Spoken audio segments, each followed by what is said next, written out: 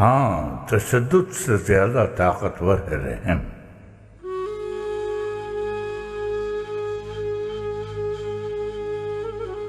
تشدد سے زیادہ طاقتور ہے رحم۔ کس نے کہا؟ کس سے کہا؟ یہ کہاں کہا گیا؟ الجھن ہو رہی ہوگی، چلو بتا دیتا ہوں آپ کو۔ اوذون نے کہا یہ، اوذون نے۔ کون تھے بھلا یہ اوذون؟ یہ تھے ایک مسیحی پادری۔ بھائی، ہم اپنے قصے تو سناتے ہی رہتے ہیں، کیوں نہ آج کی محفل میں ایک مسیحی پادری کی باتیں سنائی جائیں؟ پادری کے کہنے سے بھی حقیقت ہی رہتی ہے۔ پادری اگر کوئی بات کہہ دے تو باطل تھوڑی ہو جائے گی حقیقت۔ تو پادری اوذون اناطولیہ کے رہنے والے تھے۔ مرحوم سلطان محمد غیاث الدین نے جسے فتح کیا تھا، کافر دوبارہ اکٹھے ہوئے اور اس بار مسلمانوں کے خلاف صلیبی جنگ کا مرکز بنایا اناطولیہ کو۔ یہ دوسرا صلیبی معرکہ تھا۔ ان کا لشکر بڑھتے بڑھتے ہماری حدود تک آ پہنچا تھا۔ ان کا ایک جتھا پہلے غازیوں کے ہاتھوں مارا گیا، اب دوسرا جتھا تروس پہاڑی پر چڑھ کر اسے عبور کر کے آگے آنا چاہتا تھا۔ اصل میں صلیبی لشکر کی جب بات ہو تو یوں سمجھو کہ ایک پورا شہر حرکت کر رہا ہو جیسے۔ لشکر آگے بڑھتا رہا اور پھر رات پڑاؤ کے لیے وہ شہر ایک جگہ ٹھہرا۔ ظاہر ہے لشکر کے لیے روٹی چاہیے ہوتی ہے، گوشت چاہیے ہوتا ہے، تو کیا کیا کافروں نے؟ مقامی لوگوں سے طلب کیا کھانا۔ کیا المالی کا نام معلوم ہے آپ کو؟ المالی کا معلوم ہے، میں جانتا ہوں، معلوم ہے آپ لوگوں کو۔ بہت اچھے ہنرمند ہوتے ہیں المالی والے، ان کے بارے میں پھر کبھی بتاؤں گا۔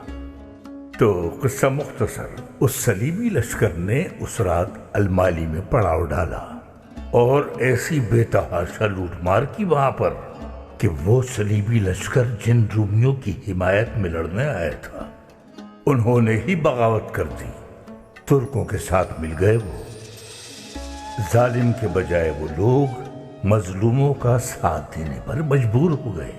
یعنی چشم فلک نے یہ عجیب و غریب منظر بھی دیکھا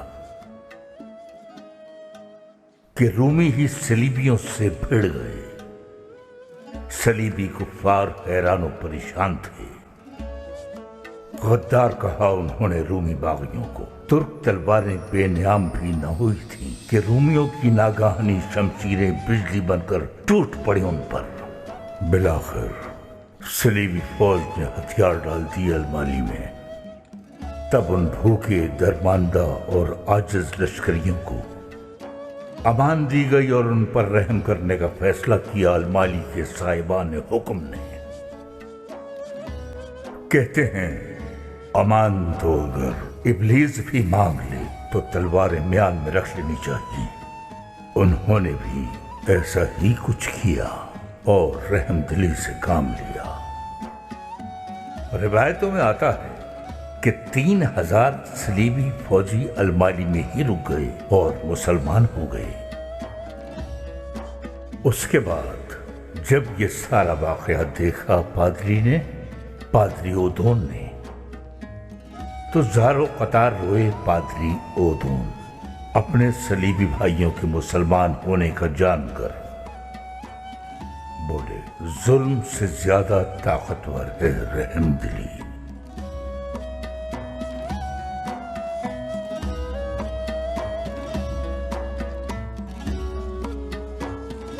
ہاں، مگر اس بات کے بھی کئی پہلو ہیں چاگرے آفندی۔ کبھی یہ رحم کرتا ہے تکمیل اور کبھی یہ کر دیتا ہے خاتمہ۔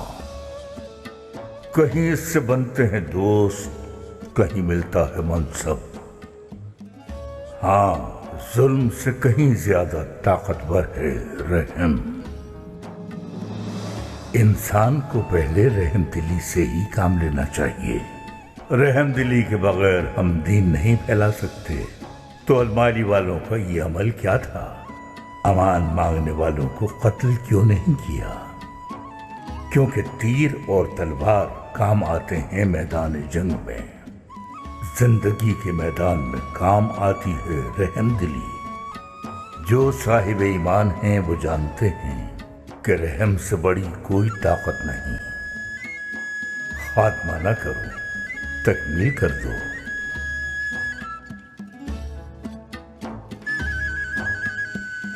اگرچہ خاتمے کا بھی موقع ہوتا ہے، مقصد کے لیے خاتمہ، دوستی کے لیے خاتمہ، منصب کے لیے خاتمہ، خاتمہ اور بس خاتمہ۔ اور رہی تکمیل تو تبلیغ کے لیے تکمیل، اخوت کے لیے تکمیل، اضافے کے لیے تکمیل۔ کیوں؟ کیونکہ سمجھا جائے تو ظلم سے بہت زیادہ طاقتور ہے رحم۔ انسان تو انسان، زمین پر رینگتے کیڑے مکوڑے ہوں یا ہوا میں اڑتے پرندے، رحم سے وہ بھی خالی نہیں ہیں۔ دل میں رحم نہ بھرو گے تو زہریلے سانپوں سے بھر جائے گا۔ دل تو ایک خالی پیالے کی طرح ہے۔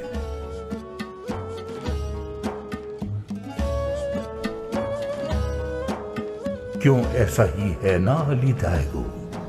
تم کیا کہتے ہو؟ ایسا ہی ہے شیخ محترم۔ اگر دل کو رحم سے لبریز نہیں کرو گے تو تکبر سے، حرص سے، نفسانی خواہش سے بھر جائے گا۔ اور حرص چاہے دوستی میں ہو اور چاہے مقام و منصب میں ہو،